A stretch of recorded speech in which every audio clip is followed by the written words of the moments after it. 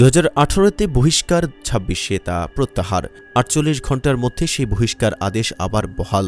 সর্বশেষ এ বছরের জানুয়ারির 20 তারিখ বহিষ্কার আদেশটি প্রত্যাহার।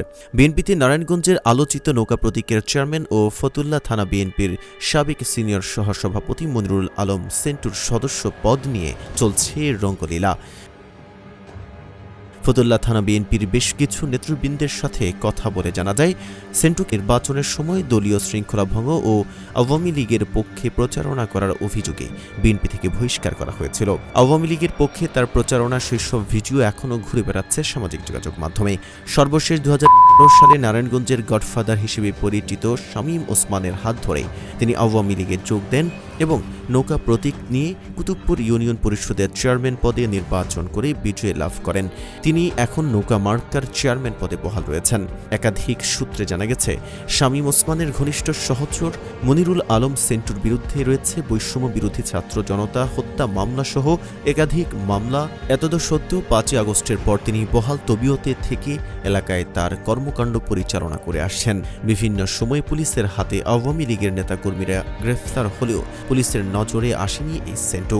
এমনকি বেশ কয়েক মাস আগেই প্রশাসনের চালানো অপারেশন ডেভিল হান্টেও ধরা পড়েনি ফতুল্লার এই আওয়ামী দোসর।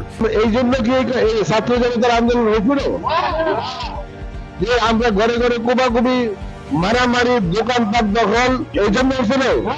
সারা দেশে বিএনপি এবং জামাতের সন্ত্রাসী ও বিপদগামী একদল ছাত্র সংগঠন সহ যে তাণ্ডব চালিয়েছে, আমি এই সবার মাধ্যমে আমি প্রতিবাদ জানাই। 20 জানুয়ারি মঙ্গলবার কেন্দ্রীয় বিএনপির চিঠির বলে বহিষ্কার আদেশ প্রত্যাহার হয় সেন্টুর।